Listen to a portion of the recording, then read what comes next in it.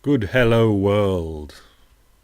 Let's have a quick look at America and the 12-month average retail price chart for regular gas at the pump. Quite interesting. It came in just above 3 in January 2011, started the year just above 3. Late spring it was pushing 4, but it never got to 4. It started coming down after a maximum of 397 and it finished the year at 323. So it spent the entire year 2011 in the 3 range, from 305 up to 397 and coming out at 323. And in a very strange way, we can hope that it stays up there in the 3s, because if it goes down into the 2s, that means very bad things are happening. This is an article from Grist about teenage drivers. I'll read it and see how we go. But even though the US lags way behind other developed countries on public transit, American teenagers are increasingly losing interest in driving too. Long gone are the days when a car symbolized ultimate freedom and cruising Main Street was preferred teen pastime. And I must admit that I have in my life gleaned an enormous amount of joy from driving. In 2008, just 31% of American 16-year-olds had their driving license, down from 46% in '83. According to a new study in the journal Traffic Injury Prevention, the numbers were down for 18-year-olds too, from 80% in '83 down to 65% in 2008. And the percentage of 20 and 30-somethings with driver's licenses fell as well.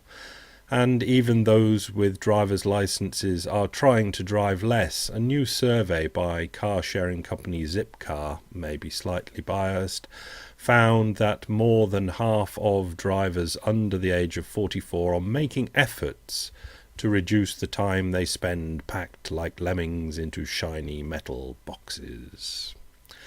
The decline in driving by younger Americans is fed by many factors: the high cost of gas and insurance at a time of economic insecurity, tighter restrictions on teen drivers in many states, and roads that are more congested than ever, making driving less fun than ever. Strange that the roads are more congested than ever, but not with younger people driving, other people driving. Or the roads are getting smaller. I don't know. Interesting in this article, though, wrapped around this was the idea of texting and how dangerous it is to text while driving. And teenagers are quite happy to give up driving as long as they can stay texting. And they basically don't need to go out as much because they're in touch with their mobile phones and on their computers and whatever. Youth. The youth, these are figures from the European Union and all the iterations of the European Union going back to 2005, the euro area changes, but we get a good idea from this. The youth unemployment, that is people, young people from the ages of 15 to 24, 2005, that first column we can see it's 16 or 18%, already high even in 2005. But 2006 and 2007, the end of the boom years, brought that numbers down to 13, 14, 15s in 2006 and some 12s and 13s in there in 2007. 2008, it hadn't bitten yet, but it was starting to go back up again, 13, 14, and the Great Recession, the credit crunch, whatever the financial implications were, was starting to bite again, and it was 19, 22.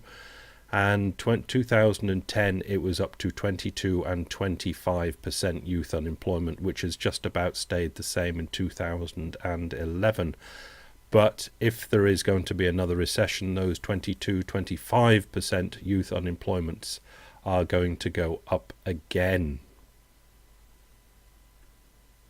And there's a similar story around the world. Right, we're going to Roger Mitchell already. He of Sovereign. Really should look it up exactly what his headline title is. I'll do it quickly. Sovereign, monetary sovereignty.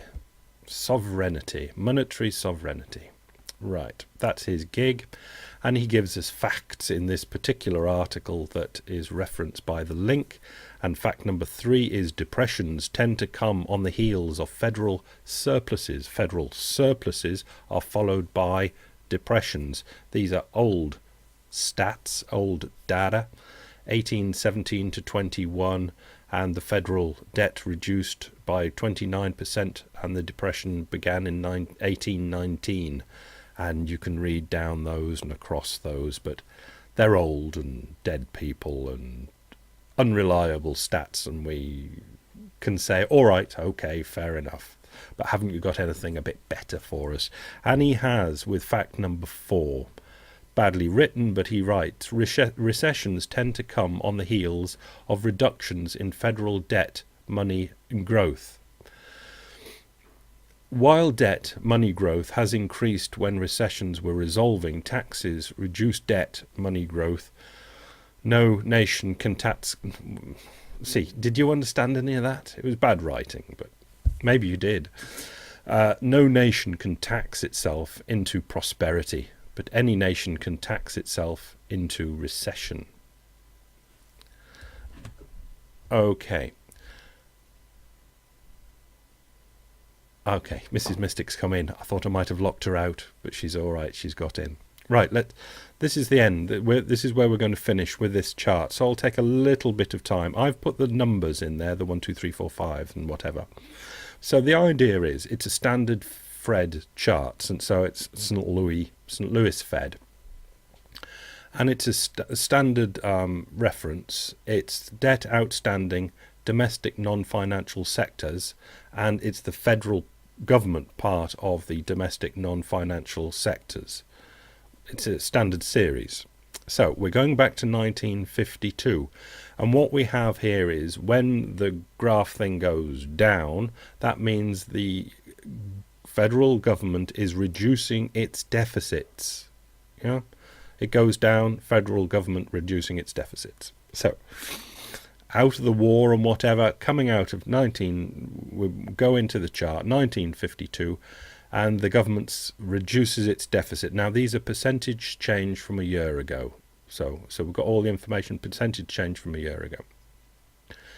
It starts reducing its deficit down. Now, most all of these are all positive anyway, a positive change from a year ago. But in the first one, number 1, it goes from positive actually down to negative. Are you with that? Because we're on positive change from a year ago. So let's say 1952 was actually, if it was number 1, is less than 1951. But normally, when we come to later ones, although the deficit percentage is decreasing, it's not gone negative often.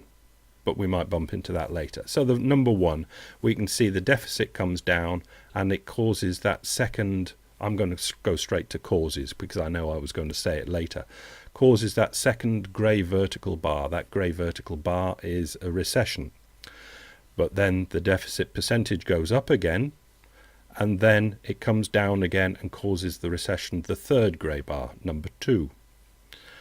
Life goes on all through the 60s and into very early 70s, and the percentage comes down again to cause that recession number 3. It goes up again, it comes down again to cause recession number 4. It goes up again, comes down again to cause recession number 5. Now we're in the early 80s double dip recession. It went up, got out of the recession, but then tried to go down again, but too early, and caused recession number 6 with other factors, which was a pretty horrendous one. It went nicely up to get out of that recession, or caused by that recession. Government spending is increased when there is a recession on because there's more expenditure and less taxes coming in. and then the great moderation, reducing the percentage down, but always now positive. You see all the percentage changes are coming down, but they're still positive. They're above the 0 line. Down to number 7, which was enough to cause the 1991 recession, a little bit of an increase, and then drove it all the way down to 2001. All those lovely internet boom monies were coming in, and then the deficit went down so low that it caused the 2001 crash, with great amount of other factors, it must be said, but this is getting very consistent now. During the first decade of this century, it goes up again, the deficit starts coming down again as a percentage, and causes the next recession, which was what we are now calling apparently the Great Recession, which caused it to go up greatly, but it's now coming down again. So I've put 10 question mark in there. How far will it have to come down before it causes the next recession? And there's a good chance, if things work out wrong or badly in the world, that it won't have to come down much further to cause a double dip recession, similar to the 1981, 82, 83 recession, which was very bad. And the next grey bar could well be nice and big and fatter than even the Great Recession bar. Certainly if that percentage increase of government spending keeps coming down, it will certainly happen from what is has happened in the past there. Yeah, it's that seems pretty clear to me. We know that lots of other things are happening in the background, but that's a normal series chart presented in a normal way, and it looks pretty conclusive. So we can throw the pencil away and pen in the fact that as long as that blue line keeps going down, the double dip recession, or the next recession, really is not far away in the United States. Bye.